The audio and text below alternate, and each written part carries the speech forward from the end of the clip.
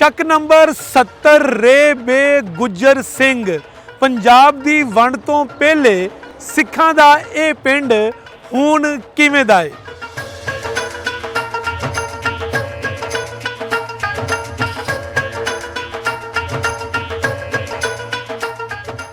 ਗੁੱਜਰ ਸਿੰਘ ਕਿਸ ਸਿੱਖ ਦੇ ਨਾਮ ਤੋਂ ਆਬਾਦ ਕੀਤਾ ਗਿਆ। ਇਸ ਪਿੰਡ ਦਾ ਮਾਜ਼ੀ ਤੇ ਪਿਛੋਕੜ ਕੀ ਹੈ।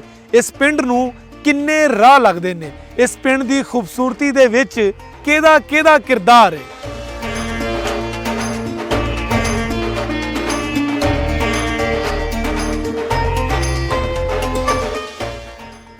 ਇਸ ਪਿੰਡ ਦੇ ਨੇ ਲੋਕ ਬੜੇ ਬਾਕਮਾਲ। ਪਿੰਡ ਦੇ ਲੋਕਾਂ ਦੀ ਮਦਦ ਲਈ ਇਸ ਪਿੰਡ ਦੀ ਵੈਲਫੇਅਰ ਤਨਜ਼ੀਮ ਨੇ ਦਿੱਤੇ ਨੇ ਬੜੇ ਸ਼ਾਨਦਾਰ ਕਾਰਨਾਮੇ ਸਰੰਜਾਮ।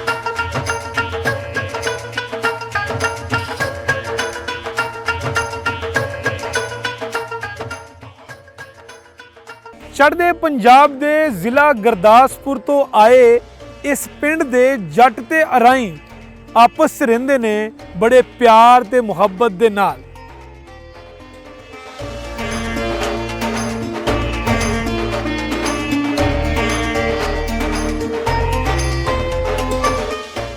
ਇੰਡੋਜ਼ ਟੀਵੀ ਵੇਖਣ ਵਾਲੇ ਸਾਰੇ ਮਿੱਤਰਾਂ ਨੂੰ ਜੀ ਆਇਆਂ ਨੂੰ ਸਵਾਗਤ ਹੈ ਤੁਹਾਡਾ ਅੱਜ ਦੇ ਇਸ ਪ੍ਰੋਗਰਾਮ 'ਚ ਜਿਹਦਾ ਨਾਮ ਹੈ ਲਹਿੰਦੇ ਪੰਜਾਬ ਦੇ ਪਿੰਡ। ਤੇ ਅੱਜ ਦਾ ਪਿੰਡ ਹੈ ਚੱਕ ਨੰਬਰ 70 ਰੇ ਬੇ ਗੁੱਜਰ ਸਿੰਘ।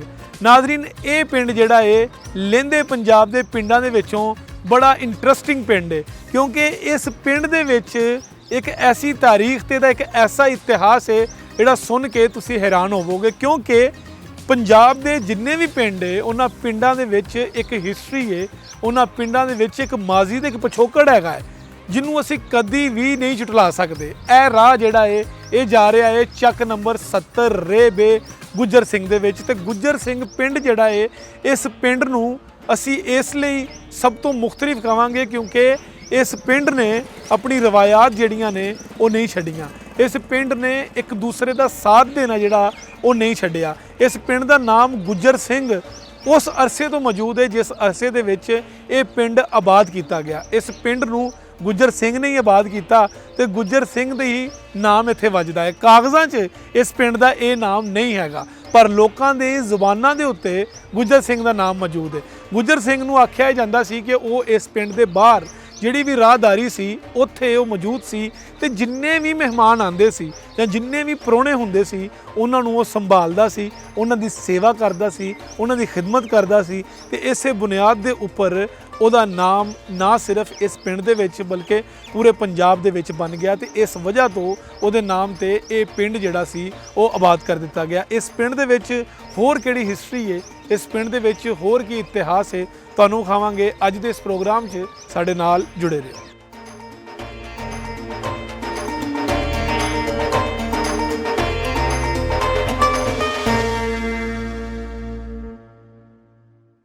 ਇਹ ਜੀ ਕਾਗਜ਼ਾਂ ਵਿੱਚ ਇਹਦਾ ਨਾਮ ਬੰਡਾਲਾ ਕਲਾਂ। ਇੱਥੇ 12 ਬੰਡਾਲੇ ਆ ਇਰਦ ਗਿਰਦ ਜਿਹੜੇ ਬਾਲੂ ਵਾਲਾ ਹੋਇਆ ਨਾਲ ਦੋ ਘਸੀਟਪੁਰੇ ਆ ਛੋਟਾ ਵੱਡਾ। ਇੱਧਰ ਲੌਕੇ ਨੇ 75 74 77 ਲੌਕੇ। ਇਸ ਵੇਲੇ 74 ਬੰਡਾਲਾ ਇਰਦ ਗਿਰਦ ਵਾਲੇ ਜਿਹੜੇ ਪਿੰਡ ਆ। ਕਾਗਜ਼ਾਂ ਵਿੱਚ ਤੇ ਬੰਡਾਲਾ ਕਲਾਂ ਹੀ ਆ। ਅਤੇ ਉਂਝ ਜਿਹੜਾ ਗੁੱਜਰ ਸਿੰਘ ਵਾਲਾ ਨਾਮ ਆ ਨਾ ਉਹ ਇੱਥੇ ਆਪਣੇ ਮੇਨ ਰੋਡ ਦੇ ਉੱਪਰ ਇੱਕ ਡੇਰੇਦਾਰ ਬੰਦਾ ਸੀ ਤੇ ਉਹ ਕੋਈ ਵੀ ਕਿਸੇ ਮਜ਼ਹਬ ਕੌਮ ਦਾ ਵੀ ਹੋਵੇ ਜਿਹਨੇ ਕੋਈ ਅੱਲਾ ਦੀ ਮਖਲੂਕ ਦੀ ਖਿਦਮਤ ਕੀਤੀ ਹੋਵੇ ਨਾ ਅੱਲਾ ਨੇ ਉਹਦਾ ਨਾਂ ਰੱਖਣਾ ਹੁੰਦਾ ਕਿਆਮਤ ਤੱਕ। ਉਸ ਵਜ੍ਹਾ ਦਾ ਨਾਂ ਗੁੱਜਰ ਸਿੰਘ ਇਹਦਾ ਬੋਲਿਆ ਜਾਂਦਾ ਹੁਣ ਤੱਕ। ਤੇ ਵੈਸੇ ਉਂਝ ਕਾਗਜ਼ਾਂ ਵਿੱਚ ਨਾਂ ਇਹਦਾ ਕੋਈ ਨਹੀਂ। ਤੇ ਪਹਿਲੇ ਇੱਥੇ ਸੰਨ 47 ਤੋਂ ਸਿੱਖ ਹੀ ਆਬਾਦ ਸੀ ਇਸ ਪੂਰੇ ਪਿੰਡ ਵਿੱਚ। ਕੋਈ ਚੰਦ ਘਰ ਮੁਸਲਮਾਨਾਂ ਦੇ ਜਿਹੜੇ ਗੈਰ ਕਾਸ਼ਤਕਾਰ ਸੀ ਉਹ ਹੈ ਸੀ, ਉਹ ਹੁਣ ਵੀ ਮੌਜੂਦ ਨੇ। ਅੱਗੋਂ ਉਹਨਾਂ ਦੀ ਔਲਾਦ ਕੋਈ ਫੌਤ ਹੋ ਗਏ। ਤੇ ਇਹ ਬਾਕੀ ਜਿਹੜੇ ਇੱਥੇ ਇਹ ਇੰਡੀਆ 'ਚੋਂ ਹੀ ਆਏ ਇੱਥੇ ਜੀ ਸੰਨ 47 'ਚ। ਦੋ ਹੀ ਬਰਾਦਰੀਆਂ, ਅਰਾਈ ਬਰਾਦਰੀ ਤੇ ਜੱਟ ਬਰਾਦਰੀ। ਤੇ ਹੈ ਸਾਰੇ ਟੋਟਲੀ ਜ਼ਿਲ੍ਹਾ ਗੁਰਦਾਸਪੁਰ 'ਚੋਂ ਹੀ ਆਏ ਨੇ। ਇਹ ਗੁੱਜਰ ਸਿੰਘ ਜੀ ਇਸ ਗੱਲ ਤੋਂ ਬਹੁਤਾ ਮਸ਼ਹੂਰ ਸੀ ਕਿ ਮਹਿਮਾਨ ਨਵਾਜ਼ ਬਹੁਤ ਸੀ। ਇਹ ਜ਼ਮੀਨ ਜਿਹੜੀ ਆ 54 ਮਰਬਾ 70 ਰੇਬੇ ਦਾ 54 ਮਰਬਾ ਬੇਦੀਆਂ 'ਚ। ਇਹ ਬੇਦੀਆਂ ਜਿਹੜਾ ਲਫ਼ਜ਼ ਆ ਨਾ ਇਹ ਕਨਗੋਈ ਘਵਾਉਂਦੀ ਆ। ਕਨਗੋਈ ਬੇਦੀਆਂ 'ਚ 70 ਰੇਬੇ ਗੁੱਜਰ ਸਿੰਘ ਜਿਹਦਾ ਨਾਂ ਅਸਲ ਬੰਡਾਲਾ ਕਲਾਮ ਆ। ਇਹ 54 ਮਰਬਾ ਜਿਹੜਾ ਇਹ ਉਹਦੀ ਮਲਕੀਅਤ ਸੀਗਾ। ਉਹਦੇ 'ਚ ਇਹ ਅੱਧੇ ਮਰਬੇ 'ਚ ਇਹਦੇ 'ਚ ਬਣ ਗਈ ਆ ਪਾਰਕ ਸਾਈਡ 17 ਪਾਰਕ ਸਾਈਡ। ਇਹ ਜਿਹੜਾ ਸਾਹਮਣੇ ਅੱਧਾ ਮਰਬਾ ਵਾ ਉਹ ਵਿਹਲਾ ਪਿਆ, ਇਹਦੇ ਵਿੱਚੋਂ ਦੀ ਸੜਕ ਲੰਘੀ, ਕੁਛ ਹਿੱਸਾ ਸੜਕ 'ਚ ਆ ਗਿਆ। ਵਜ੍ਹਾ ਸ਼ੋਹਰਤ ਇਹਦੀ ਇਹ ਸੀ ਕਿ ਇੱਥੇ ਹੀ ਇਹਦੇ 54 ਮਰਬੇ ਦੇ ਅੱਧ ਦੇ ਵਿੱਚ ਉਹਦਾ ਡੇਰਾ ਸੀਗਾ, ਨਾਲ ਬਾਗ ਲਗਾ ਸੀ। ਖੁਸ਼ਬਖਤੀ ਵਾਲੀ ਗੱਲ ਇਹ ਕਿ ਇੰਟਰਵਿਊ ਵੀ ਮੈਂ ਦੇ ਰਿਹਾ ਤੇ ਮਲਕੀਅਤ ਵੀ ਸਾਡੀ ਸੀ, ਤੇ ਉਸੇ ਬਾਗ ਤੋਂ ਹੀ ਅਸੀਂ ਬਾਗ ਵਾਲੇ ਮਸ਼ਹੂਰ ਹੋਏ। ਤੇ ਉਹ ਮਤਲਬ ਮਹਿਮਾਨਾਂ ਦੀ ਆਉਣ ਜਾਣ ਵਾਲਿਆਂ ਦੀ, ਪੈਦਲ ਚੱਲਣ ਆਇਆਂ ਦੀ ਖਿਦਮਤ ਬੜੀ ਕਰਦਾ ਸੀ, ਇਸ ਵਜ੍ਹਾ ਤੋਂ ਮਸ਼ਹੂਰ ਸੀ।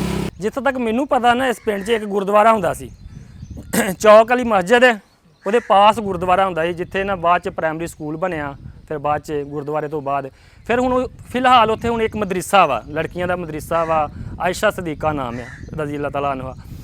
ਮਦਰਸਾ ਬਣਿਆ ਵਾ ਉਹ ਇਸ ਤਰ੍ਹਾਂ ਕਰਕੇ, ਉਹ ਨਾ ਪਹਿਲੇ ਗੁਰਦੁਆਰਾ, ਇੱਕ ਗੁਰਦੁਆਰਾ ਹੁੰਦਾ ਸੀ, ਔਰ ਪਿੰਡ ਵਿੱਚ ਮੁਖਤਲਿਫ ਖੂਹ ਹੁੰਦੇ ਸੀ। ਜਿੰਨੀਆਂ ਵੀ ਮਸਜਿਦਾਂ ਵਾ, ਨੂਰਾਨੀ ਮਸਜਿਦ ਆ, ਉੱਥੇ ਵੀ ਇੱਕ ਖੂਹ ਹੁੰਦਾ ਸੀ, ਇਮਾਮ ਬਾਰਗਾਹ ਵਾ, ਉੱਥੇ ਇੱਕ ਖੂਹ ਹੁੰਦਾ ਸੀ, ਠੀਕ ਹੈ ਨਾ। ਇਸੇ ਤਰ੍ਹਾਂ ਚੌਕ ਵਾਲੀ ਮਸਜਿਦ ਆ, ਉੱਥੇ ਵੀ ਪਹਿਲੇ ਇੱਕ ਖੂਹ ਹੁੰਦਾ ਸੀ। ਉਹ ਜੀ ਨੰਬਰ ਤੇ ਜ਼ਿਆਦਾ ਵਿੱਚ ਕੋਈ ਕੁਤਰਾਂ ਬਣੀਆਂ ਹੁੰਦੀਆਂ ਨੇ ਵਾਂਡੇ ਪਿੰਡਾਂ ਦੀ, ਇਸ ਤਰ੍ਹਾਂ ਉਹ ਤਕਰੀਬਨ 75 ਕੁ ਮਰਬੇ ਰਕਬਾ ਹੈ ਇਸ ਪਿੰਡ ਦਾ। ਉਹਦੇ ਵਿੱਚ ਕੋਈ 5-7 ਮਰਬੇ ਦਾ ਮਿੱਲਾਂ ਛਿੱਲਾਂ ਫੈਕਟਰੀਆਂ ਬਣ ਗਈਆਂ, ਬਾਕੀ ਆਬਾਦ ਜ਼ਰਖੇਜ਼ ਜ਼ਮੀਨ ਹੈ, ਚੰਗੀ ਸਹੀ ਫਸਲ। ਉਹ ਨਹੀਂ, 2 ਤੇ ਆਰਮੀ ਵਿੱਚ ਕਰਨਲ ਸਾਡੇ ਪਿੰਡ ਦੇ, ਇੱਕ ਮੁਹੰਮਦ ਅਸਲਮ ਤੇ ਇੱਕ ਮੁਹੰਮਦ ਯਾਦ ਸਿੰਘ, ਤੇ ਬਾਕੀ ਹੋਰ 18ਵੀਂ ਗ੍ਰੇਡ ਦੇ ਅਫਸਰ ਵੀ ਹੋਏ, ਪੜ੍ਹੇ ਲਿਖੇ ਪਿੰਡ ਦੇ ਵਿੱਚ ਲੋਕ ਹੈ। ਇੱਕ ਮੇਰੇ ਤੋਂ ਵੱਡੇ ਭਾਈ ਸੀ, ਉਹ PDSP ਜਿਹੜੇ ਲੀਗਲ DSP ਹੁੰਦੇ, ਉਹ ਫੌਤ ਹੋ ਗਏ, ਉਹ ਵੀ ਰਿਟਾਇਰ ਹੋਏ। ਉਹ ਵੀ ਲੋਕਾਂ ਦੇ ਕੰਮ ਆਉਂਦੇ ਰਹੇ। ਫਿਰ ਮਾਮੂ ਸੀ ਸਾਡੇ, ਉਹ ਆਡਿਟ ਅਫਸਰ ਰਹੇ ਨੇ, ਉਹਨਾਂ ਨੇ ਕਾਫੀ ਲੋਕਾਂ ਨੂੰ ਮਹਿਕਮਾ ਜਿਹੜਾ ਬਾਬਡਾ ਦੇ ਵਿੱਚ ਭਰਤੀ ਵੀ ਕਰਾਏ, ਬੱਚੇ ਕੰਮ ਸ਼ਾਮ ਲੋਕਾਂ ਦੇ ਆਉਂਦੇ ਰਹੇ। ਤੇ ਹੋਰ ਕਾਫੀ ਜਿਹੜੇ ਪਿੰਡ ਦੇ ਵਿੱਚ, ਕੋਈ ਰਾਈ ਬਰਾਦਰੀ ਦੇ ਮੀਆਂ ਆਰਫ, ਉਹਦੇ ਭਤੀਜੇ ਆ ਮੁਸਤਫਾ, ਫਿਰ ਇੱਕ ਰਸ਼ੀਦ ਨੰਬਰਦਾਰ ਹੁੰਦਾ ਸੀ, ਹੁਣ ਤਾਂ ਫੌਤ ਹੋ ਗਿਆ, ਉਹਦੇ ਬੇਟੇ ਅੱਗੋਂ, ਉਹ ਵੀ ਫਲਾਈ ਕੰਮਾਂ 'ਚ ਨਾਲ ਸਾਥ ਦਿੰਦੇ ਆ ਪੂਰਾ। ਸ਼ੌਹਰੀ ਮੁਖਤਾਰ ਬੱਗਾ ਵਾ ਭੱਠੇ ਵਾਲਾ, ਉਹ ਵੀ ਜਿੱਥੇ ਕਿਤੇ ਕੋਈ ਮੁਸ਼ਤਰਕਾ ਕੰਮ ਹੋਵੇ ਤਾਂ ਪੂਰਾ ਹਿੱਸਾ ਉਹ ਵੀ ਦਿੰਦਾ। ਜੱਟ ਬਰਾਦਰੀ 'ਚੋਂ ਬਸ਼ਾਰਤ ਗਿੱਲ ਵਾ, ਇੱਕ ਛੋਟੀ ਆਬਾਦੀ ਹਾਜੀਆਬਾਦ ਬਣੀ, ਉੱਥੇ ਵੀ ਵਾਰਸ ਬਸ਼ਾਰਤ ਹੋਣੀ, ਇੱਕ ਬਾਬਾ ਜੀ ਸ਼ਫੀ ਆ, ਉਹਨਾਂ ਦੇ ਬੇਟੇ, ਉਹ ਵੀ ਪੂਰਾ ਸਾਥ ਦਿੰਦੇ ਆ। ਖੁਰਸ਼ੈਦ ਮੈਂਬਰ ਵਾ।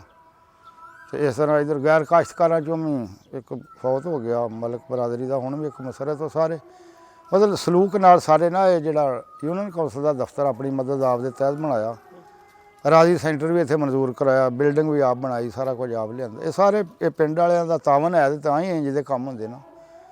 ਫਿਰ ਉਹ 2 ਦਫਾ ਮੈਨੂੰ ਵੀ ਇਹ ਮੌਕਾ ਮਿਲਿਆ, ਉਹ ਤੇ ਚੇਅਰਮੈਨ ਕਹਿੰਦੇ ਹੈ ਤੇ ਚੌਕੀਦਾਰਾ ਹੀ ਆਏ। ਇਹਦੇ ਵਿੱਚ ਆਪਣੇ ਉਹ ਪਹਿਲੇ ਇੰਝ ਹੀ ਹੁੰਦਾ ਸੀਗਾ, ਹੈ ਤੇ ਆਪਣਾ ਰੋਡ ਦੇ ਉੱਪਰ ਪਿੰਡ ਜਿਹੜਾ ਸ਼ਹਿਰਾਂ 'ਚ ਗਿਣਿਆ ਜਾਂਦਾ, ਪਰ ਕੰਮਾਂ ਸ਼ੰਮਾਂ ਵੱਲੋਂ ਬੈਕਵਰਡ ਸੀ। ਉਹ ਫਿਰ ਕੁਦਰਤੀ ਨਾ ਸਾਈ ਬਰਾਦਰਾਂ ਜਦੋਂ ਇਹ ਸਾਡੇ ਹਲਕੇ 'ਚ ਆਏ ਆ, ਉਹਨਾਂ ਨੇ ਬੜੇ, ਜਿਸ ਤਰ੍ਹਾਂ ਪਹਿਲੇ ਪ੍ਰਾਇਮਰੀ ਸਕੂਲ, ਫਿਰ ਮਿਡਲ, ਫਿਰ ਹਾਈ ਸਕੂਲ ਆ ਕੀਤਾ ਬੱਚੀਆਂ ਦਾ, ਬਿਲਡਿੰਗ ਸ਼ਿਲਡਿੰਗ ਬਣਾਈ। ਫਿਰ ਉਹ ਇੱਕ ਵੈਲਫੇਅਰ ਸਕੂਲ ਆ, ਉਹ ਪੂਰੇ ਪੰਜਾਬ ਵਿੱਚ 2 ਹੀ ਆ। ਅਫਸਰ ਸਾਈ ਸਪੀਕਰ ਜਦੋਂ ਹੋਏ ਨਾ, ਤੇ ਇੱਕ ਉੱਥੇ ਸਾਈ ਵਾਲੇ ਆ, ਉਹ ਬੱਚਿਆਂ ਦਾ ਤੇ ਬੱਚੀਆਂ ਦਾ ਸਾਡੇ ਇੱਥੇ ਬਣਿਆ ਸੀ। ਉਹਦੇ ਵਿੱਚ ਕਈ ਤੇ ਜਿਹੜੇ ਨਾ ਲੋਕ ਸੋਚਣ ਜੇ ਪਿੰਡ ਦੀ ਜ਼ਮੀਨ ਰੁਕ ਗਈ ਆ, ਫਿਰ ਬਾਅਦ 'ਚ ਪਤਾ ਚੱਲਿਆ ਵੀ ਉਹ ਜੋ ਵੀ ਗਰੀਬ ਲੋਕ ਮਿੱਲਾਂ ਵਿੱਚ ਕੰਮ ਕਰਦੇ, ਫਰੀ ਬੱਚਿਆਂ ਦੀ ਤਾਲੀਮ ਤੇ ਬੱਸਾਂ ਘਰਾਂ ਤੋਂ ਲੈ ਜਾਂਦੀਆਂ, ਘਰ ਹਰ ਸਾਰੇ ਖਰਚੇ ਉਹ ਵੈਲਫੇਅਰ ਵਾਲੇ ਜਿਹੜੇ, ਅੱਗੋਂ ਕਿਸੇ ਪੜ੍ਹਨਾ ਹੋਵੇ ਤਾਂ ਫਿਰ ਵੀ ਉਹ ਵਜ਼ੀਫਾ ਦਿੰਦੇ, ਤੇ ਸੂਈ ਗੈਸ ਵੀ, ਇਹ ਜਿਹੜੇ ਸਾਈ ਬਰਾਦਰ ਜਦੋਂ ਆਏ ਸਾਰੇ ਕੰਮ ਫੇਰ ਹੀ ਹੋਏ ਨਾ। ਬਿਜਲੀ ਛੋਟੇ ਛੋਟੀਆਂ ਆਬਾਦੀਆਂ ਤੇ ਬਾਹਰ ਡੇਰਿਆਂ ਤੱਕ, ਗੈਸ ਵੀ ਬਾਹਰ ਡੇਰਿਆਂ ਤੱਕ, ਸਾਰੇ ਇਹ ਉਹਨਾਂ ਦੇ ਹੀ ਕੰਮ ਸੀ। ਤੇ ਉਸ ਹਟ ਕੇ ਫਿਰ ਇਹ ਭਾਈ ਹਮੀਦ ਆ, ਇਹਨਾਂ ਦੇ ਭਾਈ ਛੋਟੇ ਉਹ ਹੁੰਦੇ ਕਰਾਚੀ ਆ, ਉਹਨਾਂ ਨੇ ਤਾਂ ਅਖੀਰ ਹੀ ਕੀਤੀ ਹੈ ਨਾ ਵੀ 3 ਸਕੂਲ ਸੀ, ਹਾਈ ਸਕੂਲ ਉੱਥੇ ਸਾਡੇ ਬਾਹਮਣੀ ਵਾਲੇ 72 'ਚ ਹੁੰਦਾ, ਤੇ ਇੱਥੇ ਵੀ ਬਿਲਡਿੰਗਾਂ ਵੀ ਬਣਾਈਆਂ, ਤੇ ਉੱਥੇ ਵੀ ਉਹ ਫਿਰ 5-6 ਜਿਹੜੀਆਂ ਐਂਬੂਲੈਂਸ ਵੀ ਬਣਾਈਆਂ ਸਾਰੇ ਪਿੰਡਾਂ 'ਚ, ਡਰਾਈਵਰ ਆਪਣੇ ਰੱਖੇ। ਫਿਰ ਹਰ ਮਹੀਨੇ ਵੀ ਉਹ ਕਾਫੀ ਪੈਸੇ ਵੀ ਗਰੀਬਾਂ ਲੋਕਾਂ ਨੂੰ ਦਿੰਦੇ। ਇਸ ਪਿੰਡ ਦੀ ਆਬਾਦੀ ਤਕਰੀਬਨ 9000 ਅਫਰਾਦ ਆ, ਠੀਕ ਹੈ ਨਾ। ਇਸ ਪਿੰਡ ਦੀ ਆਬਾਦੀ ਜਿਹੜੀ 2024 'ਚ ਮਰਦਮਸ਼ੁਮਾਰੀ ਹੋਈ, ਡਿਜੀਟਲ ਮਰਦਮਸ਼ੁਮਾਰੀ, ਉਹਦੇ 'ਚ ਦੇਖਿਆ ਜਾਵੇ 8762 ਅਫਰਾਦ 'ਤੇ ਮੁਸ਼ਤਮਿਲ ਹੈ ਇਸ ਪਿੰਡ ਦੀ ਆਬਾਦੀ। ਉਹਨਾਂ ਵਿੱਚੋਂ 4762 ਅਫਰਾਦ ਮਰਦ ਆ, ਤੇ ਬਾਕੀ ਜਿਹੜੀਆਂ ਨਾ 3900 ਚੰਦ ਕੋਈ ਖਵਾਤੀਨ ਆ, ਠੀਕ ਹੈ ਨਾ। ਇਸ ਤਰ੍ਹਾਂ ਇਸ ਪਿੰਡ ਦੀ ਆਬਾਦੀ ਤਕਰੀਬਨ ਕੋਈ 8762 ਅਫਰਾਦ 'ਤੇ ਮੁਸ਼ਤਮਿਲ ਹੈ। ਉਹ ਇਹ ਜਿਹੜੇ ਰਾਈ ਬਰਾਦਰੀ ਦੇ ਉਹ ਪਿੰਡ ਸੀ ਖਜਾਲਾ, ਇਹ ਬਹੁਤ ਵੱਡਾ ਪਿੰਡ ਸੀ, 12 ਨੰਬਰਦਾਰੀਆਂ ਅਸੀਂ ਦੱਸਦੇ ਉਸ ਪਿੰਡ ਵਿੱਚ। ਉਹ ਸਾਰੇ ਇਹ ਆ, ਕੋਈ ਹੋਰ ਵੀ 1-2 ਘਰ ਹੋਰ ਪਿੰਡਾਂ ਦੇ ਵੀ ਆ। ਜੱਟਾਂ ਦੀ ਜਿਹੜੀ ਅਕਸਰ ਹੈ ਨਾ ਜ਼ਿਆਦਾ ਬਰਾਦਰੀ, ਉਹ ਮਚਰਾ ਪਿੰਡ ਸੀਗਾ, ਉੱਥੋਂ ਦੇ ਆ। ਫਿਰ ਕੋਈ ਠੀਕਰੀ ਵਾਲਾ ਪਿੰਡ ਸੀ, ਕੋਈ ਉੱਥੋਂ ਦੇ ਨੇ ਕੱਲੂ ਜਿਹੜੇ ਆ। ਸਰੇਹਾਲੀ ਪਿੰਡ ਸੀਗਾ, ਉਹ ਇੰਝ ਕਰਕੇ ਸਾਡਾ ਸੀ ਜ਼ਿਲ੍ਹੇ ਗੁਰਦਾਸਪੁਰ ਵਿੱਚ ਮੂੜ ਪਿੰਡ, ਜਿਹੜਾ ਕਿ ਹੁਣ ਸ਼ਾਹਕੋਟੋਂ ਸਾਂਗਲੇ ਰੋਡ 'ਤੇ 48 ਚੱਕ ਮੂੜ, ਇਹ ਵੀ ਉਸੇ ਨਾਂ 'ਤੇ ਪਿਆ ਵਾ। ਉਹਦਾ ਨਾਮ ਹੀ ਜਿਹੜਾ ਰੱਖਦੇ ਮੂੜ ਰੂੜ ਛੂੜ, ਬਾਬਿਆਂ ਦਾ, ਬਾਬੇ ਦਾ ਨਾਮ ਮੂੜ ਸੀ, ਉਹਦੇ ਨਾਂ 'ਤੇ ਪਿੰਡ ਸੀ। ਤੇ ਹੁਣ ਜੋ ਉਸ ਤੋਂ ਪਹਿਲਾ ਇਲਾਕਾ ਸਾਡਾ ਗੁਜਰਾਤ ਜਲਾਲਪੁਰ ਜੱਟਾਂ ਲੱਗੇ ਕੁਲਾ ਚੌਰ ਪਿੰਡ, ਉਹ ਸੀਗਾ। अस्सलाम वालेकुम जी, मेरा नाम चौधरी नसीर है नंबरदार जी। BA ਕੀਤਾ मैं एक्स आर्मी परसन भी हाँ ਤੇ ਅੱਧੇ ਪਿੰਡ ਦਾ ਨੰਬਰਦਾਰ ਵੀ ਹਾਂ। ਇਹ ਆਪਣਾ ਗੁੱਜਰ ਸਿੰਘ ਵਿੱਚ 2 ਨੰਬਰਦਾਰ ਨੇ, ਇੱਕ ਤੇ ਮੈਂ ਬਜ਼ਾਤੇ ਖੁਦ ਆ, ਇੱਕ ਮੁਹੰਮਦ ਯਾਸੀਨ ਨੰਬਰਦਾਰ ਆ। ਇਹ ਤਕਰੀਬਨ ਦੋਵੇਂ ਜਦੋਂ ਤੋਂ ਪਾਰਟੀਸ਼ਨ ਹੋਈ ਉਦੋਂ ਤੋਂ ਚੱਲਦੀਆਂ ਆ ਰਹੀਆਂ ਤੇ ਮੈਂ 1991 ਦਾ ਨੰਬਰਦਾਰ ਹਾਂ। ਅੱਜ ਦੇ ਦੌਰ 'ਚ ਵਕਤ ਹੈ ਆਪਣਾ, ਕੋਈ ਲੜਾਈ ਝਗੜਾ ਹੋ ਜਾਏ, ਕੋਈ ਯਾਨੀ ਕਿ ਕੋਈ ਐਸਾ ਚਾਂਸ ਬਣ ਜਾਏ ਤਾਂ ਬਹਿ ਕੇ ਇਕੱਠ ਉਹਨਾਂ ਦੀ ਸੁਲਹ ਸਫਾਈ ਕਰਾ ਦਿੰਦੀ ਆ ਤੇ ਬੰਦੇ ਮੁਤਮਨ ਵੀ ਹੋ ਜਾਂਦੇ ਆ। ਨੌਜਵਾਨ ਜ਼ਿਆਦਾਤਰ ਇੱਥੇ ਸ਼ੌਕ ਜਿਹੜਾ ਰੱਖਦੇ ਆ, ਕ੍ਰਿਕਟ ਵਗੈਰਾ ਬਹੁਤ ਸ਼ੌਕ ਨਾਲ ਨੌਜਵਾਨ ਖੇਡਦੇ ਆ ਇਸ ਪਿੰਡ ਦੇ। ਔਰ ਵੀ ਬਾਕੀ ਖੇਲ ਵੀ ਖੇਲਦੇ ਆ, ਕਬੱਡੀ ਵਗੈਰਾ ਹੋ ਗਈ, ਟੂਰਨਾਮੈਂਟ ਵੀ ਹੁੰਦੇ ਆ ਹਰ ਸਾਲ। ਇੱਥੇ ਕੋਈ ਮੇਲਾ ਵਗੈਰਾ ਹੋਵੇ ਤੇ ਟੂਰਨਾਮੈਂਟ ਹੁੰਦਾ ਕਬੱਡੀ ਦਾ ਟੂਰਨਾਮੈਂਟ, ਉਹ 'ਚ ਵੀ ਨੌਜਵਾਨ ਸ਼ਿਰਕਤ ਕਰਦੇ ਆ। ਜ਼ਿਆਦਾਤਰ ਕ੍ਰਿਕਟ ਦੇ ਟੂਰਨਾਮੈਂਟ ਵੀ ਹੁੰਦੇ ਆ, ਉਹ 'ਚ ਵੀ ਨੌਜਵਾਨ ਖੇਲਾਂ ਦਾ ਮੁਜ਼ਾਹਰਾ ਕਰਦੇ ਆ। ਗੁੱਜਰ ਸਿੰਘ ਵਾਲਾ ਜੀ ਬਹੁਤ ਪੁਰਅਮਨ ਇਲਾਕਾ ਵਾ, ਪੂਰੇ ਦਾ ਪੂਰਾ ਹੀ। ਸਾਡੇ ਪਿੰਡ ਦੇ ਲੰਬੜਦਾਰ ਵੀ ਬੜੇ ਪੁਰਅਮਨ ਆ। ਉਹਨਾਂ ਤੋਂ ਹਟ ਕੇ ਸਾਡੇ ਚੇਅਰਮੈਨ ਸਾਹਿਬ ਤਾਜਦੀਨ ਵੜੈਤ ਸਾਹਿਬ, ਮਤਲਬ ਬਹੁਤ ਸਖਤ ਕੇਸ ਜਿਹੜੇ ਆ ਉਹ, ਮਤਲਬ ਮੈਂ ਕਹਿਣਾ ਨਹੀਂ ਚਾਹੁੰਦਾ, ਜਿਹੜੀਆਂ ਉਹਨਾਂ ਨੇ ਕੋਈ 10 ਤੋਂ 15 ਸੁਲ੍ਹਾ ਕਰਾ ਦਿੱਤੀਆਂ। ਮਤਲਬ ਇੰਨਾ ਪੁਰਅਮਨ ਆ ਕਿ ਇਲਾਕੇ ਪੂਰੇ 'ਚ, ਸਾਡੇ ਪਿੰਡ ਦੇ ਨਹੀਂ, ਇਲਾਕੇ ਪੂਰੇ 'ਚ ਮਤਲਬ ਇਹ 10-15 ਉਹਨਾਂ ਨੇ ਸੁਲ੍ਹਾ ਕਰਾਤੀਆਂ। ਇਸ ਤੋਂ ਇਲਾਵਾ ਜੇ ਕੋਈ ਹੋਰ ਕੋਈ ਛੋਟਾ ਮੋਟਾ ਕੰਮ ਹੋਵੇ ਉਹ ਵੀ ਪਿੰਡ 'ਚ ਹੀ ਰਫਾ ਦਫਾ ਹੋ ਜਾਂਦਾ। ਲੇਕਿਨ ਕੁਛ ਕੇਸ ਇੱਦਾਂ ਦੇ ਹੁੰਦੇ ਆ ਜਿਹੜੇ ਥਾਣੇ ਤੱਕ ਹੀ ਜਾਣੇ ਜ਼ਰੂਰੀ ਹੁੰਦੇ ਆ, ਤਾਂ ਉਹ ਥਾਣੇ ਵੀ ਚਲ ਜਾਂਦੇ ਆ। ਉਹ ਵੀ ਅੱਲਾ ਦੀ ਮਿਹਰਬਾਨੀ ਨਾਲ ਐਂਡ 'ਤੇ ਫਿਰ ਸੁਲ੍ਹਾ ਹੀ ਹੁੰਦੀ ਆ ਤੇ ਸੁਲ੍ਹਾ ਹੋ ਜਾਂਦੀ ਹੈ। ਨਹੀਂ, ਸਾਡੇ ਪਿੰਡ 'ਚ ਮਸਲਕ ਲੈਵਲ 'ਤੇ ਕੋਈ ਇੱਦਾਂ ਦਾ ਝਗੜਾ ਫਸਾਦ ਕਦੀ ਨਹੀਂ ਹੋਇਆ। ਮਤਲਬ ਪੁਰਅਮਨ ਲੋਕ ਨੇ, ਜਿਹੜਾ ਵੀ ਕੋਈ ਹੈ ਸਾਡੇ ਮਤਲਬ ਮਜ਼ਹਬੀ ਲੈਵਲ ਦੀ ਕੋਈ ਝਗੜਾ ਫਸਾਦ ਕਦੀ ਨਹੀਂ ਹੋਇਆ। ਨਾ ਕਦੀ ਕੋਈ ਇੱਦਾਂ ਦੀ ਪੋਜੀਸ਼ਨ ਨਹੀਂ ਬਣੀ ਕਿ ਜਿਹੜਾ ਮਤਲਬ ਬੰਦੇ ਸਾਹਮਣੇ ਹੋ ਜਾਣ, ਕੋਈ ਇੱਦਾਂ ਦੀ ਗੱਲ ਨਹੀਂ ਕਦੀ ਹੋਈ। ਜੀ ਮੇਰਾ ਨਾਮ ਬਸ਼ਾਰਤ ਮੁਸ਼ਤਾਕ, ਅਰਾਈ ਬਰਾਦਰੀ ਨਾਲ ਤਾਲੁਕ ਹੈ ਮੇਰਾ। ਮੇਰੇ ਵਾਸਤੇ ਕਾਬਲੇ ਫਖਰ ਗੱਲ ਇਹ ਹੈ ਕਿ ਇਸ ਪਿੰਡ ਦਾ ਪਹਿਲਾ MSc ਹੋਣ ਦਾ ਇਜਾਜ਼ ਇਸ ਬੰਦਾ ਇਹਨਾਂ ਚੀਜ਼ ਨੂੰ ਹਾਸਿਲ ਹੈ। ਇਸ ਤੋਂ ਇਲਾਵਾ ਮੈਂ ਆਪਣਾ ਫਲਾਈਂਗ ਟ੍ਰੇਨਿੰਗ ਦਾ ਸ਼ੌਕ ਵੀ ਪੂਰਾ ਕੀਤਾ, ਕੁਛ ਅਰਸਾ ਜਹਾਜ਼ ਉਡਾ ਕੇ ਵੀ ਦੇਖਿਆ। ਇਸ ਤੋਂ ਇਲਾਵਾ ਮੀਡੀਆ ਟ੍ਰੇਨਿੰਗ ਵੀ ਹਾਸਿਲ ਕੀਤੀ, ਐਜ਼ ਏ ਨਿਊਜ਼ ਐਂਕਰਿੰਗ ਉਸ ਦੀ ਟ੍ਰੇਨਿੰਗ ਵੀ ਹਾਸਿਲ ਕੀਤੀ ਹੈ ਮੈਂ।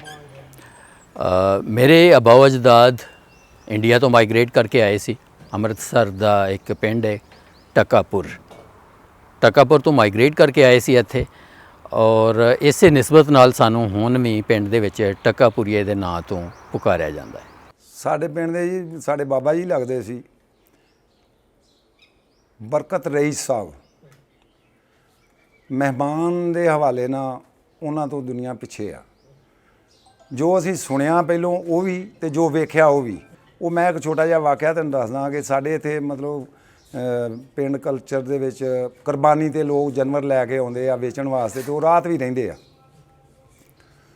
ਉਹ ਇੱਕ ਦਫਾ ਇੱਦਾਂ ਹੋਈ ਕਿ ਪੱਕੀ ਸੜਕ ਤੋਂ ਉਤਰੇ, ਉਹਨਾਂ ਨੇ ਕਿਸੇ ਬੰਦੇ ਨੂੰ ਪੁੱਛਿਆ ਯਾਰ ਅਸੀਂ ਰਾਤ ਰਹਿਣੀ ਆ। ਉਹਨਾਂ ਨੇ ਕਿਹਾ ਯਾਰ, ਉਸ ਬੰਦੇ ਨੇ ਕਿਹਾ ਵੀ ਤੁਸੀਂ ਨਾ ਬਰਕਤ ਦਾ ਪੁੱਛ ਕੇ ਚੱਲ ਜਾਓ। ਉਹ ਥੋੜ੍ਹਾ ਜਿਹਾ ਅੱਗੇ ਆ ਕੇ ਉਹਨਾਂ ਨੂੰ ਇੱਕ ਹੋਰ ਬੰਦਾ ਟੱਕਰਿਆ, ਉਹਨੂੰ ਪੁੱਛਿਆ, ਉਹਨਾਂ ਨੇ ਵੀ ਬਾਬੇ ਬਰਕਤ ਦਾ ਹੀ ਨਾਂ ਲਿਆ ਕਿ ਬਰਕਤ ਰਈਸ ਦੇ ਡੇਰੇ ਚੱਲ ਜਾਓ।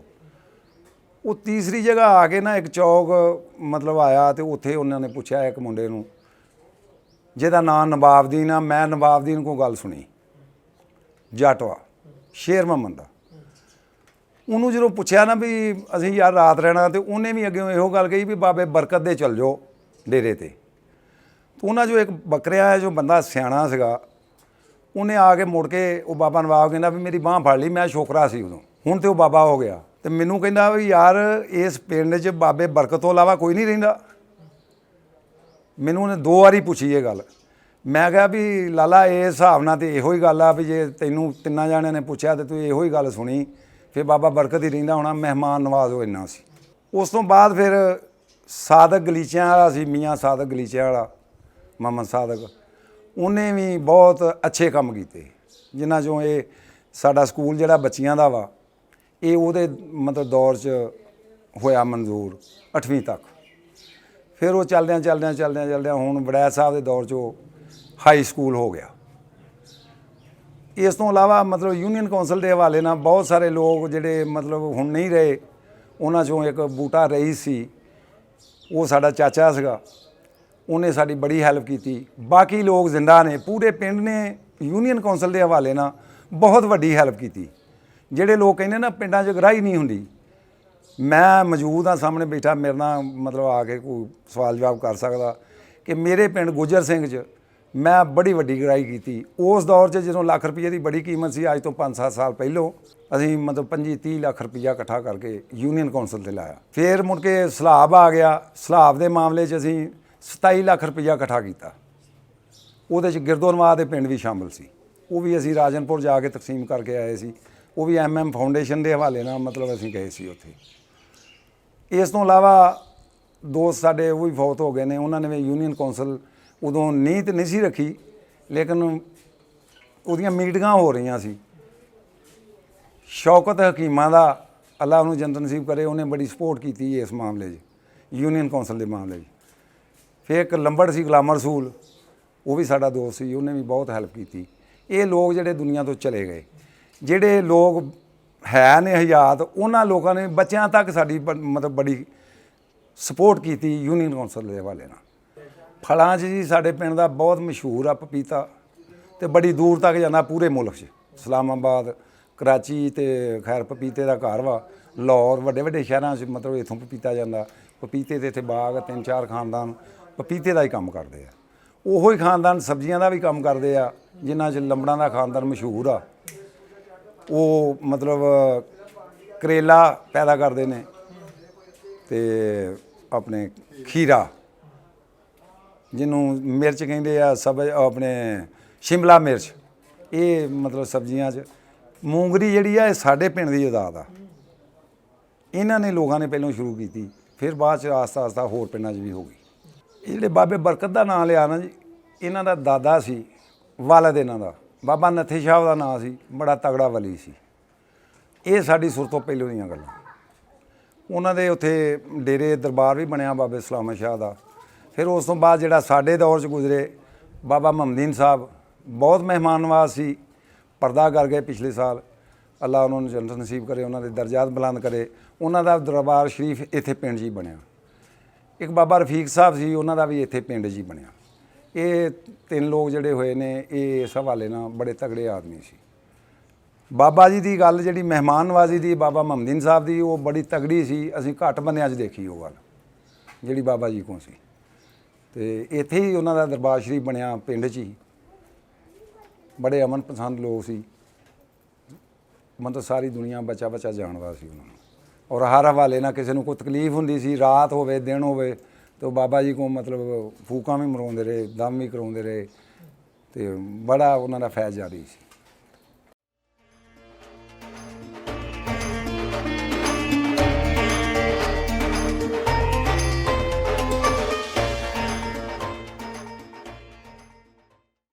MM ਫਾਊਂਡੇਸ਼ਨ, ਸਾਡੇ ਇੱਕ ਦੋਸਤ ਨੇ ਰਫੀਕ ਹੁਸੈਨ ਸਾਹਿਬ, ਉਹਨਾਂ ਨੇ ਆਪਣੇ ਵਾਲਿदैन ਦੇ ਨਾਂ ਤੇ ਇਸ ਦੀ ਬੁਨਿਆਦ ਰੱਖੀ।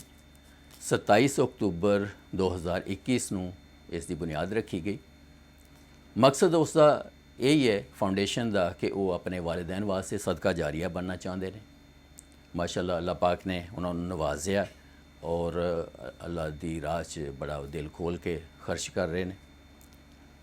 ਇਸ ਦੇ ਬਾਨੀ ਵੀ ਨੇ, ਸਰਪ੍ਰਸਤ ਵੀ ਨੇ, ਔਰ ਉਸ ਤੋਂ ਇਲਾਵਾ ਮੇਨ ਡੋਨਰ ਵੀ ਉਹ ਨੇ। ਯਾਨੀ ਸਾਦਾ ਲਫ਼ਜ਼ਾਂ ਜਿਸ ਨੂੰ ਕਹਿ ਲਓ ਕਿ ਅਸੀਂ ਵਿਦਆਊਟ ਫੰਡ ਰੇਜ਼ਿੰਗ ਕੰਮ ਕਰ ਰਹੇ ਹਾਂ, ਪਬਲਿਕ ਦੀ ਤਰਫੋਂ ਸਾਨੂੰ ਫੰਡਸ ਨਹੀਂ ਮਿਲ ਰਹੇ। तमाम फंड्स रफ़ीक साहब प्रोवाइड कर रहे हैं सानू। और अज तक अल्लाह का शुक्र है कि जिस टाइम दे स्टार्ट होया सारा वैलफेयर का प्रोजेक्ट सानू फंडिंग के हवाले नाल कदी कोई मसला नहीं आया पेश आया। इस विच 5-6 काम बेसिकली असी लैके चल रहे हैं। और सब तो बड़ा प्रोजेक्ट तो साडा एंबूलेंस सर्विसेज ने। स्टार्टिंग असी ਜਿਸ ਸਮੇਂ ਬੁਨਿਆਦ ਰੱਖੀ ਗਈ ਇਸ ਦੀ, ਇੱਕ ਐਂਬੂਲੈਂਸ ਸਰਵਿਸ ਸੀ ਔਰ ਅਸੀਂ 5 ਨਜ਼ਦੀਕ ਦੇ ਜਿਹੜੇ ਚੱਕ ਨੇ ਪਿੰਡ ਨੇ ਉਹਨਾਂ ਨੂੰ ਸਰਵਿਸ ਦੇ ਰਹੇ ਸੀ। ਉਸ ਤੋਂ ਬਾਅਦ ਜਿਸ ਤਰ੍ਹਾਂ ਇਸ ਫਲੀਟ ਵਿੱਚ ਇਜ਼ਾਫਾ ਹੁੰਦਾ ਗਿਆ, ਐਂਬੂਲੈਂਸ ਦੀ ਤਾਦਾਦ ਜ਼ਿਆਦਾ ਹੁੰਦੀ ਗਈ ਔਰ ਇਸ ਟਾਈਮ ਅਸੀਂ ਆਪਣੇ ਇਲਾਕੇ ਦੇ ਗਿਰਦੋ ਨਵਾਹ ਦੇ 50 ਪਿੰਡਾਂ ਨੂੰ ਸਰਵਿਸ ਦੇ ਰਹੇ ਹਾਂ, ਐਂਬੂਲੈਂਸ ਸਰਵਿਸ ਦੇ ਰਹੇ ਹਾਂ। ਉਸ ਤੋਂ ਇਲਾਵਾ ਤਕਰੀਬਨ 100 ਖਾਨਦਾਨਾਂ ਨੂੰ ਰਾਸ਼ਨ ਦਿੱਤਾ ਜਾ ਰਿਹਾ ਹਰ ਮਹੀਨੇ, ਬੇਵਾ ਔਰਤਾਂ ਨੂੰ। ਔਰ ਉਸੇ ਵਿੱਚ ਇਹ ਹੈ ਕਿ ਜ਼ਰੂਰੀ ਨਹੀਂ ਕੋਈ ਔਰਤ ਬੇਵਾ ਹੋਏ, ਬਾਜ਼ ਔਕਾਤ ਹੁੰਦਾ ਕਿਸੇ ਖਾਵੰਦ ਦਾ ਐਕਸੀਡੈਂਟ ਹੋ ਜਾਂਦਾ, ਜਦ ਤੱਕ ਉਹ ਬੈੱਡ ਤੇ ਰਹੇਗਾ ਅਸੀਂ ਉਸ ਨੂੰ ਰਾਸ਼ਨ ਪ੍ਰੋਵਾਈਡ ਕਰਦੇ ਰਵਾਂਗੇ। ਸਾਡੇ ਚੱਕ ਦੇ ਵਿੱਚ ਮਦਰਸਾ ਹੈ ਬੱਚੀਆਂ ਦਾ, ਉਸ ਦੇ तमाम ਅਖਰਾਜਾਤ, ਉਸ ਦੇ ਵਿੱਚ ਮੁਅੱਲਮਾਤ ਦਾ ਵਜ਼ੀਫਾ, ਬਾਕੀ ਬਿਜਲੀ ਦਾ ਬਿੱਲ ਔਰ ਉਸ ਤੋਂ ਇਲਾਵਾ ਜਿਤਨੀ ਵੀ ਮੇਨਟੇਨੈਂਸ ਦੇ ਅਖਰਾਜਾਤ ਨੇ ਉਹ ਸਾਰੇ ਸਾਡਾ ਇਦਾਰਾ ਬਰਦਾਸ਼ਤ ਕਰਦਾ ਹੈ। ਮਸਜਿਦ ਤੁਸੀਂ ਦੇਖੀ ਹੋਏਗੀ, ਮਸਜਿਦ ਅਲੀ ਉਲ ਮੁਰਤਜ਼ਾ, ਇਹ ਸਾਡੇ ਉਸ ਦੋਸਤ ਨੇ ਆਪਣੀ ਜੇਬ ਦੇ ਵਿੱਚੋਂ 4 ਕਰੋੜ ਰੁਪਇਆ ਇਨਵੈਸਟ ਕਰਕੇ ਤੇ ਅੱਲਾ ਦਾ ਘਰ, ਬਿਹਤਰੀਨ ਖੂਬਸੂਰਤ ਘਰ ਬਣਾ ਕੇ ਦਿੱਤਾ ਹੈ। ਔਰ ਉਸ ਦੇ ਵਿੱਚ ਮਜ਼ੇ ਦੀ ਗੱਲ ਇਹ ਹੈ ਕਿ ਇੱਕ ਦਿਨ ਵੀ ਐਲਾਨ ਨਹੀਂ ਹੋਇਆ ਕਿ ਮਸਜਿਦ ਜ਼ੇਰੇ ਤਾਮੀਰ ਹੈ, ਇਸ ਦੇ ਵਿੱਚ ਚੰਦਾ ਜਮ੍ਹਾਂ ਕਰੋ। ਆਪਣੀ ਖੁਸ਼ੀ ਨਾਲ ਕਿਸੇ ਨੇ ਦਿੱਤਾ, ਵੈਲ ਐਂਡ ਗੁੱਡ। ਅਦਰਵਾਈਜ਼ ਉਹਨਾਂ ਦੀ ਤਰਫੋਂ ਇਹ ਅਹਿਕਾਮਾਤ ਸੀ ਕਿ ਐਲਾਨ ਨਹੀਂ ਕਰਨਾ, ਚੰਦੇ ਵਾਸਤੇ ਅਪੀਲ ਨਹੀਂ ਕਰਨੀ, ਜਿਤਨਾ ਵੀ ਹੋਏਗਾ ਮੈਂ ਪੇ ਕਰਾਂਗਾ।